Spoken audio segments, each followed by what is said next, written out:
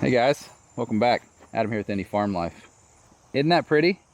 Wouldn't it be a whole lot cooler if it was 2 feet deeper? Well, it's gonna be soon, because today we're gonna install the solar ground mount that holds the solar panels for the well pump from RPS solar pumps. So if you're new here, I'll give you guys a 1-minute overview of what's going on, and then we're gonna get busy. So this is a fully excavated pond that was dug in the summer of 2019. Fully excavated meaning it has no dam. It also has minimal watershed feeding it. So as you can see the dirt ring kind of around here, this thing's never been full. So finally having a solution, we're partnering with RPS to drop in a solar powered well pump, and we just had a well drilled a few weeks ago that is a 5-inch casing and it's 186 feet deep. There's a video on that out there if you didn't see it. So today we're going to work on drilling the post holes for the solar ground mount, which will be set in concrete, and then all the other materials are up there in that barn, which we'll talk about here in a little bit. First things first, let's figure out where we're going to be putting this solar array. You'll see these mowing hazards, these pieces of rebar floating around here. I've been diligently studying the sun. As you'll look at this tag here, it says 5:40. So last night at 5:40 p.m. we started having shade about right here, and about 6:50 is when that area got shaded. Came out this morning to notice that we had sun kind of creeping up right about here at about 8:50 a.m. So this here is about the window I want to drop the solar panels in. That is due north. That is due south. Always important to ensure you're facing south. That tree there could be an issue someday, but you know what? I have a chainsaw, and if it has to come down, it'll come down. The ground mount that I have for this system can hold up to 16 solar panels. I'm only gonna be using 10. However, the ground mount can just accept more for a larger pump if you ever needed it. So the posts you do have to go purchase yourself, and it calls for pieces of 2-inch steel Schedule 40 pipe. It says you need about 50 feet. I bought 60 feet because that's just how I am. The way this is going to work though is you're going to set 4 posts, 1, 2, 3, 4, and they have to be perfectly north and south, so I do have a compass. I don't trust an app on my phone to be as accurate as an actual compass. So we'll get those north and south perfectly. The 4 posts are 80 inches apart, so you got to make sure they're square. We'll do that. And it's also important to note where your water level might be. So you can see here I marked in orange paint where the water level is, or will be once we're full. And it's actually quite a bit of distance. I make mention of that because the posts are not the end of the solar array. Once you set your post and you put the rails on, you've got 40, I believe it's 47 inches that sticks out beyond. So while I want this to be close to the water, I don't want it to necessarily be hanging out over the water. I need to have my post, my first post, at least 47 inches, and I'll probably go a little further away from this water line. So let's mark everything up, and we're gonna get big green out here and drill these holes. Equipment makes life a whole lot easier. So I got my 4 stakes in. You kind of see them here with the marking paint at the bottom, 4 pieces of rebar. Again, they are 80 inches apart, all 4 directions, and the diagonal, to make sure things square, should be 113 inches. I'm close. I'm not too worried about it because I'm using a 12-inch auger on that tractor, so I'll have plenty of wiggle room and no need to overthink it right now. I opted to put the first post about 8 feet from the water line. That should give me at least 4 feet, depending upon how far up I push the panels. I don't have all 16 slots filled, I only have 10. But that should give me at least 4 feet if I drop them all the way to the bottom, so I could pass a mower through here. Likely this will be a hardscape of some sorts long term, so at least give me some working room if I'm working on panels and not be in the water. To ensure perfect north-south, I did opt to use a compass, and I'll link this below. It was like $9 on Amazon. If we stand here in position south right over top of this post and look toward the other one, we are perfectly north-south. Same with the one on that side. It's fairly close to the well, which is fine. I want to have a little working room there, but it'd be easy to get the power from here over to the well pump. All right, I'm at peace with where everything is. I'm gonna start on this hole here, probably work my way there, and then do the other side. It's been raining a lot, so hopefully the ground's good and soft and this is smooth, but we'll see.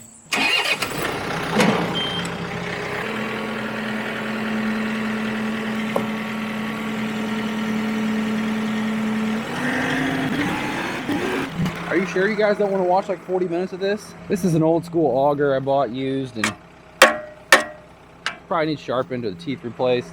This dry clay never helps either. Open it up here for it first.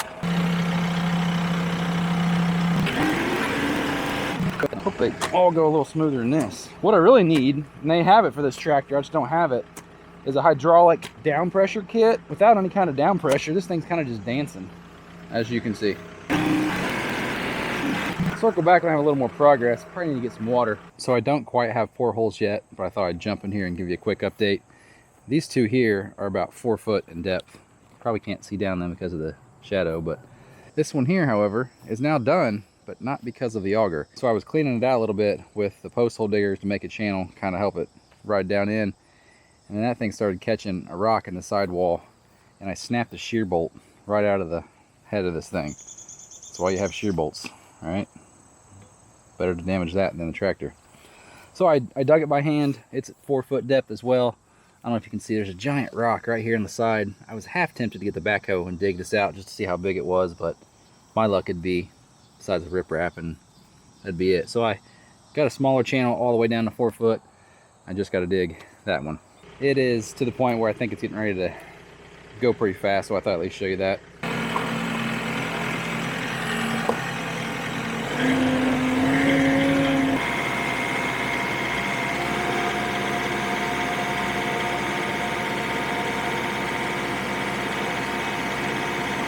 Once it gets to some soft ground, that thing's gone. Pretty much had the whole head of that thing in there. It's easily got the depth we need. I'll clean this up real quick, measure it, and then I think we're ready to set these posts.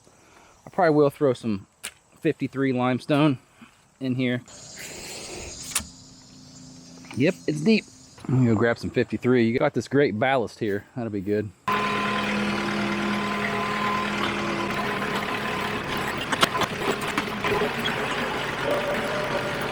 I'm not putting much in here, just enough to aid in a little bit of drainage and even out the bottom.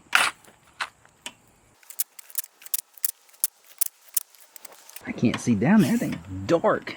Oh, I need more than that though. Isn't that a pretty view? Got a gorgeous pond, big green, my ugly face. I've got the recommended square tamp for the round hole. It's in the instructions, if you guys knew that or not. It's like a subwoofer. So talking about the degree angle you're going to put on these, we're just shy of 40 degrees where I'm at, latitude.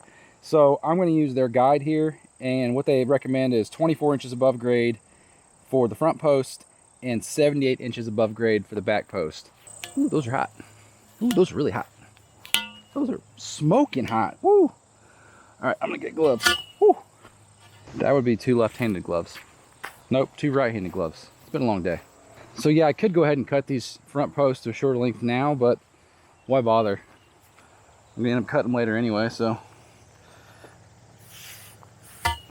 Again, this is schedule 42-inch inner diameter, 2 3/8 outer. If you want to take this a step further, you can do what I did with my poles over there for the canopy. Fill these babies full of concrete once they're poured. So if you plan on 2 feet above grade on the front post, I said 78 inches above grade on the back post. I'm curious just how much over we are right here at this depth. Yeah, we're not cutting off much at all. So no scrap to be gained from the rear posts.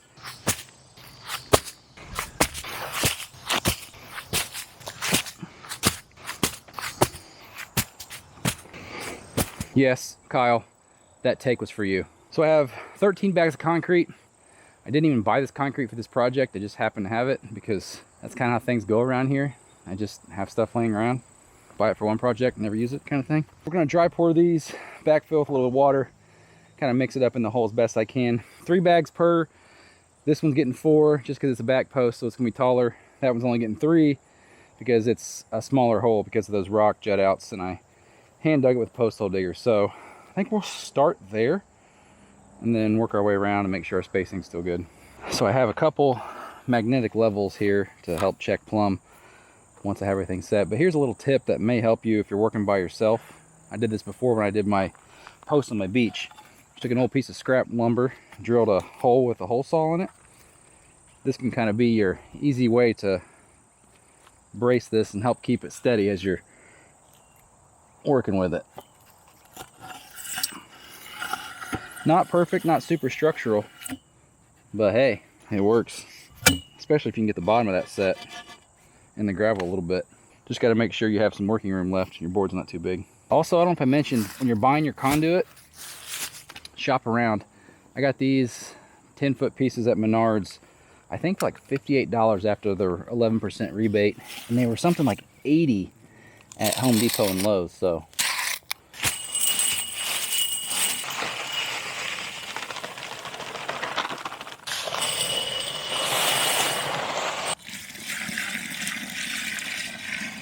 I almost walked to the other side like water wasn't self-leveling. All right, you guys get the idea. See you when I have 4 posts set. All right, we got all 4 posts set, and that's where we're gonna stop today. I wanna let this stuff set up overnight so I'm not knocking things out of square as I start working and putting the cross rails on that. And I'll show you all the other pieces tomorrow as we get things going. 3 bags of concrete, and each of these was not really enough to bring it all the way to the top. However, I'm just gonna backfill tomorrow morning with some 53 and tamp it in. But I'm pretty happy with where things ended up as far as plumb. Can't be mad about that. Here we are next morning. They're all still here, that's good. It's about 10 a.m. so as you can see, we're starting to catch sunlight on this as I had planned. And then we'll get sunlight basically until 7 p.m. this time of year. So good amount of sun for these.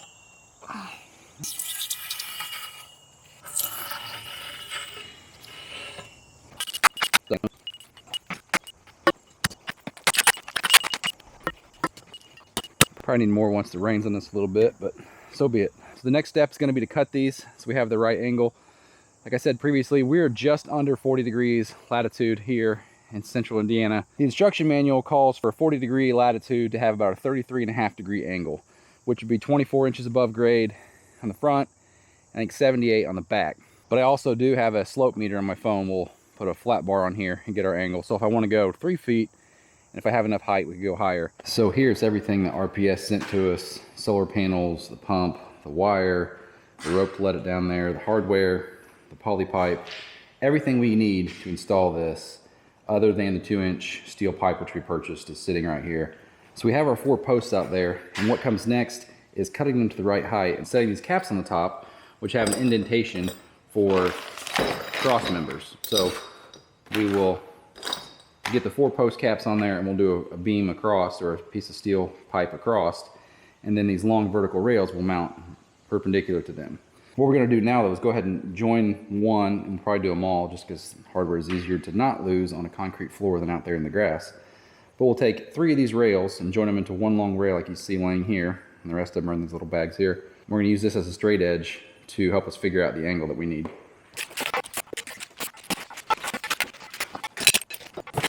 So I was just reviewing the manual off camera and taking inventory of everything I have and need. I actually think I'm missing the bolts that these plates use to connect these rails. So I'll get a hold of RPS, I'm sure they'll send it out ASAP. There were a few of these in the spare parts bag, but how this works is the bolt head goes in all 4 of these holes, and then it slides in this channel here, and then you put also bolts on the 2 outside holes there.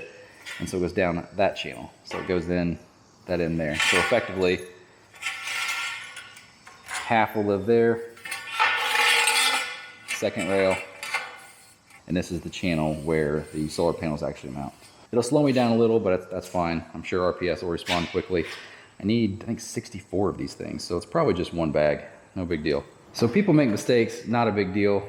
It's not about the mistakes you make, it's about how you respond and react. So hopefully they will live up to their reputation and send those out ASAP. In the meantime, we'll just leave these rails up here in the barn, and we will use another straight edge I have on the golf cart to at least get our angle.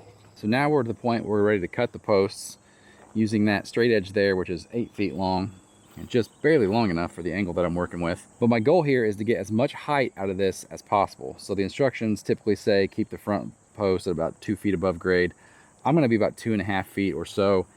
And my rationale is that when these rails stick off forward, I want that front edge of the solar panel to be as high off the ground as possible. With that in mind, of the back 2 posts, the left one sits lower. So we're gonna do everything off of this one because we can't do it off that one being taller. So I have this clamped up here flush with the top of this pipe, and the same here at the bottom. And like I said, an 8-foot piece is just barely long enough to hold this angle. And you guys recognize this board? My DIY track saw. Anyway, if we put this meter on here, the slope meter, we are at 33.2, almost 33.3. But our latitude, like I said, is just under 40 degrees.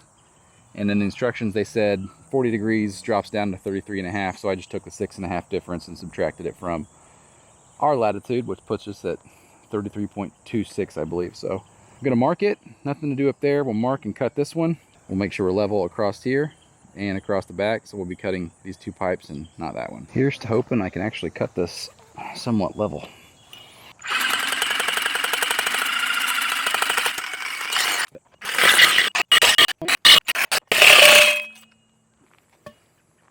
Oh, if I would hit the camera. Yeah, fill that baby full of concrete. Get it close for now. Hey, not bad. So it's got to come down just a hair.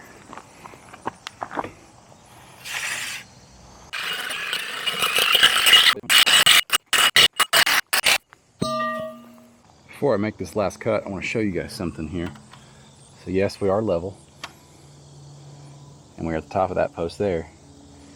I got to take like 2.5 inches off of that thing. Just wanted you guys to know that the hole I hand dug is deeper than the one I used the tractor on. Just saying. I can live with that. I'll check the angle here with my phone off camera, but we should be good. So that angle there also looked good. Next you put these little caps on, so they just sit right on top of each post. And then the other 2 pieces of pipe slide through here. Those are our cross members. And they've got set screws right here on the side, so once you have them on there, you tighten them down with a Allen wrench. Probably gonna leave everything loose until I have everything fit so they can twist and turn as they need to. Now these are gonna be far too long, I believe. Just leave them long and then you can cut them off later.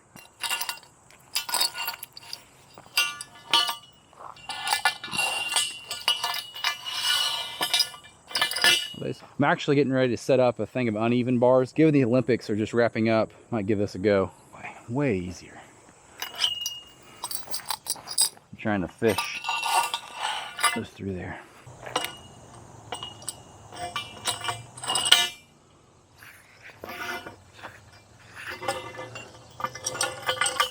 Nice. So that'll work. I'm not sure I'm going to tighten all these down too much right now. I think I might leave them a little loose so that I'm putting the rails on here I have some play, but I'll hand tighten them anyway. All right, made a quick call to RPS and I now have 72 of these bolts and nuts. I only need 64, so got a few spare for the workbench. I'm going to go ahead off camera though and join these rail runs. So it's 3 of these. Use those L brackets like I showed you before, and you stick those screws in the channel. Make these up, so I'll have my 4 runs and we'll take them out there and start getting these things mounted up. So here's a look at the completed rails. Mr. Rollage here helped quite a bit. Again, this was 3 pieces per completed rail with 2 brackets. Each of those brackets taking 6 bolts and nuts each. Just took a little time. While I have it up here though, I am gonna go ahead and put the bracket on here, which is actually another one of these, in this channel here, which is what the U-bolts grab whenever they go around those cross members.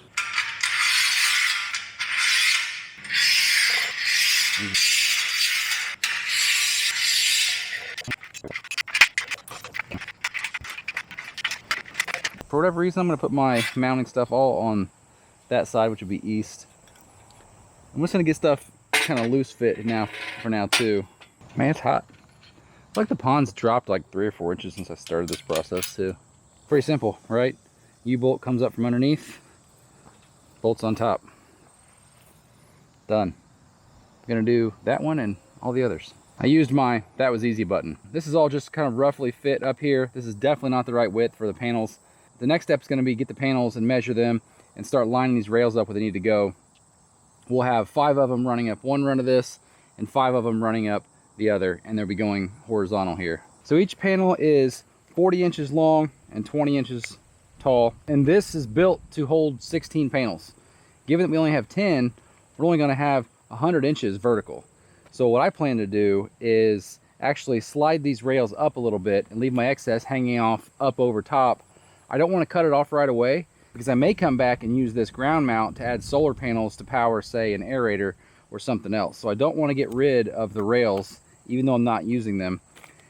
And I feel like I'm better off to leave them hanging up high than down low. They might get damaged. And with 10 panels, we have 2 rows of 5. 100 inches will fit just about right between these 2 bars. So all of my solar panels will be concentrated basically right here in this section. So here are the clips that hold the bottom. Got this screw and a nut on the underside where my fingers are.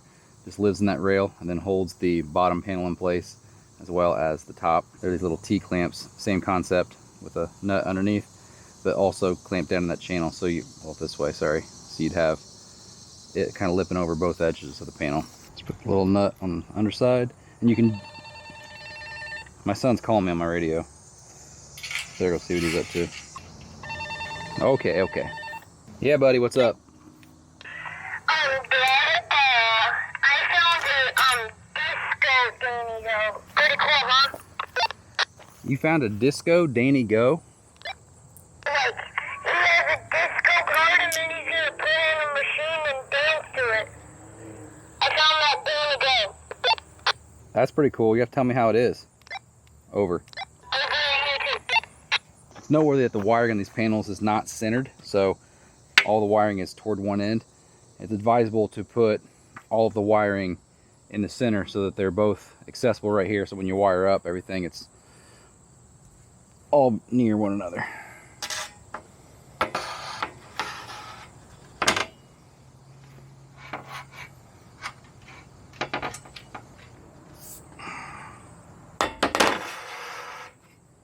I am kind of impressed, even with just these little clips right here, these are already pinned down pretty good. So by the time you get the rest of these on here, they'll be held in place pretty nicely.